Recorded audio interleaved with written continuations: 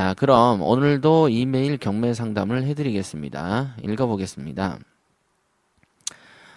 제가 보낸 메일에 대한 답변이 방송에서 나오지 않았습니다. 그러나 방송에 사용하지 못할 정도라면 괜찮습니다. 다른 질문입니다. 이렇게 하셨는데요. 예, 오해시고요. 분명히 방송을 해드렸습니다. 그 남편분 아파트, 본인 아파트 이렇게 구입했다가 어떤 건 떨어지고 어떤 건 올랐던 얘기를 해주셨던 분이시죠. 예, 그거에 대해서 제가 이렇게 방송을 꼭 했었고요. 한번 찾아보십시오.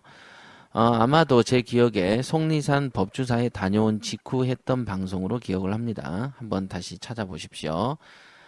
이메일 상담 같은 경우에는 이제 한 건 같은 경우면 상담 내용을 주제로 이렇게 표출할 수 있는데 제목으로 지금 같이 뭐 두 건 뭐 이렇게 이제 상담을 하다 보면 제목을 정하기가 어렵습니다. 그래서 그냥 그 이메일 뭐 애청자 이메일 경매 상담 1, 2, 3, 4 뭐 이런 식으로 이제 주제를 정하다 보니까 제목을 찾기가 힘드실 수도 있지만은 지금은 몇 건을 안 했으니까 한번 찾아보십시오.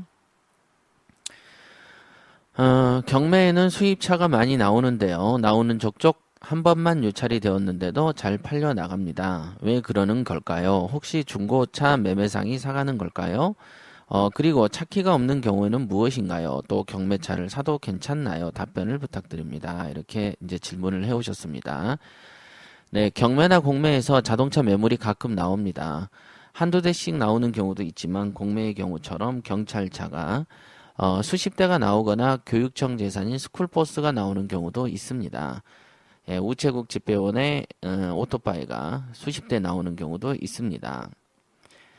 저희 경우에도요, 과거 경매로 자동차를 사서 바로 자동차 딜러에게 팔아치워서 70만 원인가를 번 적이 있습니다. 예, 뭐 한 달 안 됐던 기간에 이제 벌었던 거죠. 투입은 한 200 정도 했고요. 자동차 경매도 돈이 되는 건 분명합니다.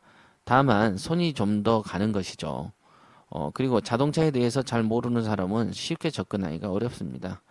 알고 나면 진짜 별거 아닌데 말이죠. 질문에 답을 드리면 나오는 족족 한 번만 유찰돼도 팔려 나간다고 하셨잖아요. 예. 중고차 매매상들이 잡아갑니다. 실제로 경매와 공매에서 자동차 딜러들이 많이 참가하고 있고요. 그래서 일반적인 투자자들이 낙찰받기가 매우 힘들죠. 왜냐하면 딜러들 같은 경우는 수리를 할 수 있는 도매 수리상들을 끼고 있습니다. 그리고 이제 그 사람들은 직업이 자동차기 때문에 이 차는 어디를 고쳐서 어떻게 팔면 뭐 얼마가 남겠다 이런 걸 알고 낙찰을 받겠죠.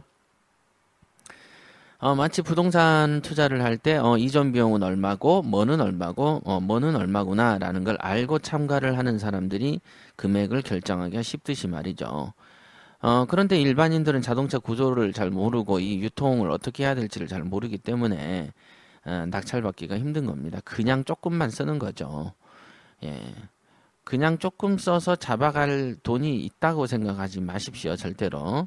저는 그런 사람들이 가장 한심합니다. 세상 사람들은 다 바보고 나만 천재다 이거죠. 그래야만 조금 써서 잡죠. 그쵸? 그런 걸 기대하는 사람들은 절대로 잘 안 고쳐집니다. 예. 뭐든 초창기가 이제 중요합니다. 초창기에는 딜러들이 잘 몰랐으니 예, 먹을 것이 좀 있었던 시절이 있었습니다. 그러나 이젠 딜러들에게는 경매나 공매 입찰은 흔한 일 중에 하나가 되어버렸죠. 물론 그 바닥에서도 소수만 경매와 공매를 합니다. 대다수는 뭐 그 정도 머리까지 쓰지도 못하니까요. 네. 물건도 소수만 나오니 결국은 경쟁이 될 수밖에 없고요. 뭐 차키가 없다 뭐 이런 얘기 해주셨는데 아마도 차키가 없으면 압류를 해서 이동하기는 어려웠을 테니까 나중에 잃어버린 케이스라고 볼 수 있을 것 같고요. 압류된 차를 시동도 걸어보고 소리도 들어봐야 되고 키가 없으면 그만큼 차의 성능을 점검하기가 어려운 부분이 있겠죠. 그러니 입찰이 좀 덜 들어올 겁니다.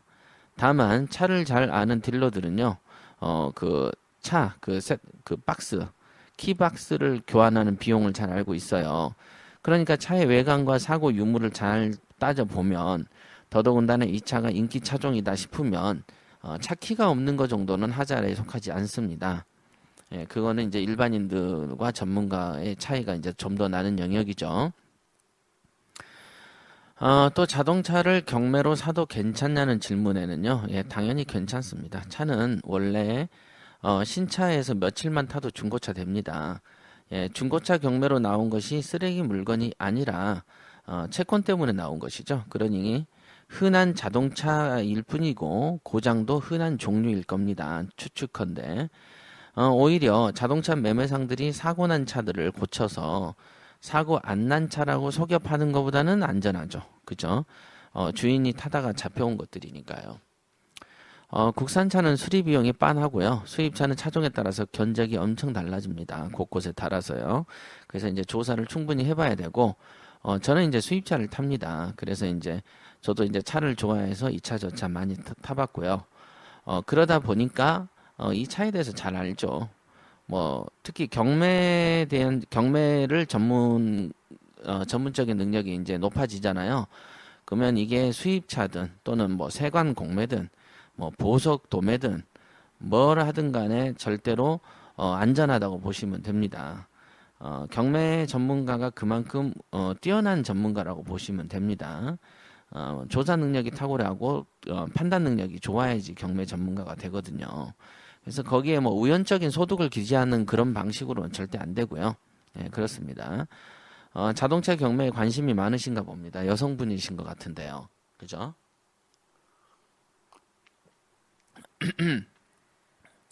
자, 다음 이메일을 읽어보겠습니다. 안녕하세요, 협회장님.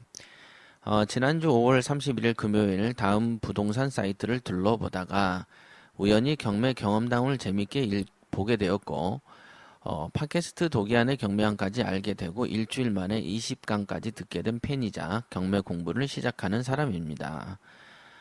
다른 사람도 관심을 가지면 좋을 것 같아서 아직 이벤트가 진행 중인지는 모르겠습니다만은 이렇게 참여합니다. 성공의 3요소, 권리 분석, 가치를 보는 눈, 부동산, 부자 마인드와 돈 팔자가 없어도 경매는 해야 한다.